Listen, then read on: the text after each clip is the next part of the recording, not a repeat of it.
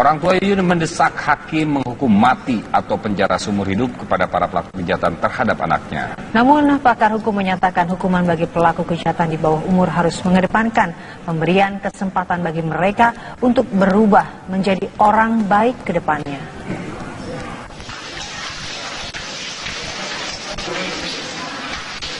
Tujuh dari 14 pelaku kejahatan seksual terhadap anak bernama Yuyun di Bengkulu segera menjalani sidang vonis di Pengadilan Negeri Curup, Rejang Lebong, Bengkulu. Jaksa telah menuntut ketujuh terdakwa dengan hukuman 10 tahun penjara. Yang jelas tuntutannya adalah 10 tahun sesuai dengan dakwaan yang didakwakan oleh jaksa penuntut umum.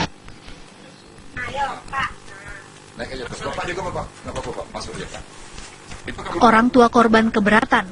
Mereka ingin para pelaku yang dewasa dihukum mati, sedangkan yang masih di bawah umur dihukum penjara seumur hidup. Ini pakaian jilbab tidak terima. Kenapa, Bu? Karena tidak pantas hukuman binatang, hukuman 10 tahun tuh Pak. Itu binatang tuh Pak.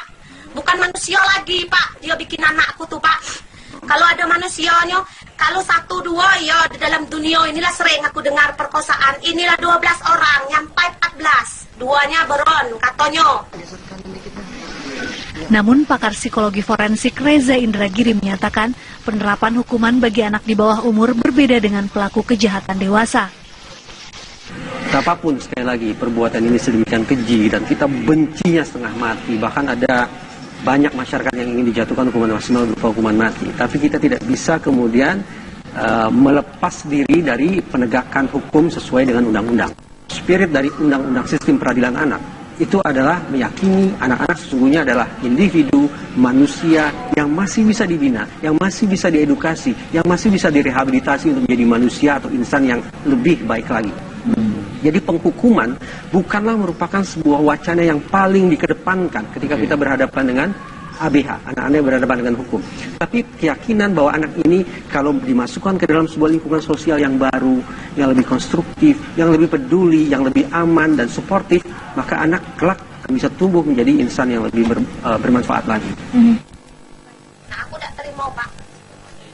Ketua Komnas Perlindungan Anak Seto Mulyadi atau Kak Seto sependapat. Jadi dalam hal ini ada intinya jangan sampai justru membuat mereka berkembang menjadi pelaku-pelaku kriminal yang lebih dahsyat dan lebih ganas lagi. Intinya adalah mengubah mereka dan secara psikologis pada usia anak artinya di bawah 18 tahun masih besar kemungkinan untuk bisa berubah. Masih memungkinkan untuk direhabilitasi, untuk diluruskan kembali. Siswi SMP Yuyun menjadi korban kejahatan seksual dan pembunuhan oleh 14 pelaku. 7 tengah disidangkan dan segera divonis. 5 masih dalam proses penyidikan polisi, sementara 2 lainnya masih buron. Tim TV One mengabarkan.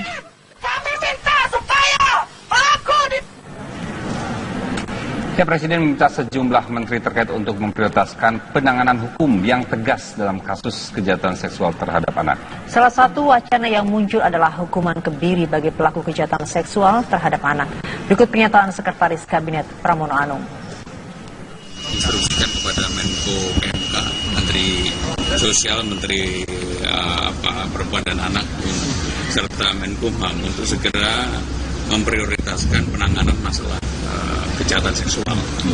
Karena kalau ini dibiarkan ataupun tidak dengan hukum yang tegas, maka orang akan atau kelompok masyarakat akan mempunyai keberanian untuk melakukan tindakan itu. Maka hukumnya harus tegas dan hukuman kebiri adalah salah satunya, termasuk hukuman yang seberat-beratnya untuk segera bisa dirumuskan agar persoalan ini, kekerasan terhadap seksual terutama terhadap anak ini bisa tertangani. Baik, pemirsa, kasus pemerkosaan dan pembunuhan Yuyun oleh 14 pelaku menyita perhatian publik. Polisi telah menangkap 12 tersangka dan ironisnya 7 diantaranya ini masih di bawah umur. Ya, kita akan membahasnya bersama dengan Ketua Komnas Perlindungan Anak, Kak Seto Mulyadi, yang berada di Bengkulu, dan juga pakar psikologi forensik, Mas Reza Indragiri. Saya terlebih dahulu ke Kak Seto terlebih dahulu di Bengkulu. Kak Seto, Anda berada di Bengkulu, kabarnya juga sudah bertemu dengan keluarga korban dan juga melihat langsung kondisi TKP. Apa yang bisa cerita dibagi bersama kami, Kak Seto? Iya, dalam hal ini memang sering terjadi di dalam suatu lingkungan masyarakat. Masyarakat sudah mengetahui adanya hal-hal yang mungkin kurang aman bagi anak-anak. Apakah itu dari keadaan yang terlalu sepi, atau mungkin kalau di kota kemungkinan banyak kendaraan sehingga bisa terjadi kecelakaan dan sebagainya. Jadi dalam konteks perlindungan anak, kami memang selalu memohon agar masyarakat juga peduli. Kita tidak bisa hanya saja menyerahkan begitu saja kepada Kepolisian Republik Indonesia, para petugas polisi, atau mungkin pemerintah dan sebagainya. Tapi masyarakat juga harus diberdayakan, harus juga ikut bergerak dan juga melakukan langkah-langkah preventif sehingga anak-anak juga terhindar dari kemungkinan terjadinya tindak kejahatan. Kak Seto. Seperti mungkin kita selalu tahu bahwa suatu tindak kejahatan bukan hanya karena niat jahat pelakunya, tapi juga mungkin karena adanya kesempatan untuk itu. Ya, begitu. Kak Seto, kita melihat beberapa kali gambar lokasi TKP, tapi kalau Kak Seto bisa menceritakan kepada kami seperti apa sih kondisi sesungguhnya di sana? Iya, memang jalan yang cukup panjang, memang jalannya sudah bagus, sudah halus ya, tetapi di kiri kanannya ada jurang dan kemudian sangat sepi, sehingga jangankan anak-anak, mungkin orang dewasa mungkin juga bisa menjadi sasaran tindak kejahatan. Kalau ada pelaku-pelaku yang kemudian melihat adanya kesempatan untuk melakukan tindak kejahatan ini. Jadi kami juga memohon kepada semua pihak, baik dari pemerintah, dari kepolisian maupun dari masyarakat, untuk peduli pada lingkungan yang kurang kondusif untuk keamanan anak-anak ini, sehingga jangan sampai terjadi kemungkinan terjadinya kejahatan terhadap anak untuk kedua, ketiga kalinya dan seterusnya. Baik. Mohon kasus Adik Yuyun ini adalah yang terakhir kalinya. Baik, Kak Seto, kalau Anda bisa menarik satu poin penting gitu ya, pelajaran dari kasus yang menimpa almarhumah Yuyun dan yang memerkosa itu ada 7 ya, anak di bawah umur. Apa poin penting yang Anda catat dalam kasus ini? Iya, tadi sekali lagi bahwa kepedulian terhadap perlindungan anak harus menjadi tanggung jawab kita bersama, termasuk warga masyarakat dan para orang tua.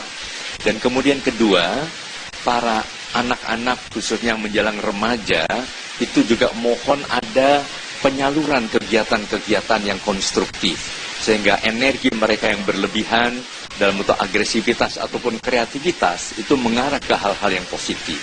Karena kalau tidak, dinamika pada gejolak remaja, gejolak psikologis remaja ini memungkinkan untuk dilampiaskan dalam berbagai tindakan. Kemudian bisa mengakses informasi pornografi misalnya, begitu. Baik, Kak Seto, Anda juga kabarnya juga sempat bertemu dengan para pelaku yang 7 diantaranya adalah di bawah umur. Apa yang Anda gali saat bertemu dengan ke-7 pelaku itu, Kak Seto? Iya, pada dasarnya mereka anak-anak yang aktif, anak-anak yang punya ide-ide yang cemerlang, bahkan mempunyai cita-cita juga yang tinggi. Tetapi itu tadi, karena kurang adanya pengarahan, kurang adanya penyaluran dorongan-dorongan libido ataupun agresivitas mereka, akhirnya ya mereka memanfaatkan waktu luangnya dengan hal-hal yang negatif. Katakanlah misalnya mengakses informasi pornografi yang kadang-kadang kurang terdeteksi oleh para pendidik atau mungkin lingkungan keluarga. Dan kemudian juga ada kesempatan untuk minum-minum ya, yang juga sangat berbahaya untuk kesehatan kejiwaan mereka. Sehingga pada suatu saat dalam keadaan mereka sudah menuak tuak dan kemudian juga sebelumnya terpapar berbagai informasi pornografi yang sangat berbahaya untuk perkembangan psikologis mereka, begitu ada peluang, ada kesempatan, nah disitulah mereka melampiaskan itu. Dan kemudian juga adanya bujuk rayu ataupun ya, semacam intimidasi dari orang-orang dewasa di sekelilingnya yang kemudian menjadi pelaku juga yang sekarang ini termasuk yang bukan anak-anak lagi. Anda katakan, Jadi, intimidasi, Kak Seto. Korban. begitu. Anda katakan intimidasi, apakah 7 pelaku ini memang dipaksa untuk bergabung bersama pelaku lain yang sudah dewasa, atau mereka berinisiatif ikut bersama mereka? Iya, sepintas memang yang kami tangkap adalah adanya tekanan-tekanan semacam demikian. Jadi dalam hal ini, dalam situasi yang serba mungkin mereka terguncang, kurang bisa menolak dan sebagainya, kemudian terikut bawa arus, akhirnya lahirlah berbagai tindakan-tindakan tersebut. Jadi di satu sisi memang kita perlu juga memberikan perhatian yang sangat besar pada anak-anak yang sedang menjelang remaja, yang penuh dengan dinamika tadi, untuk bisa mendapatkan pengarahan-pengarahan yang lebih tepat.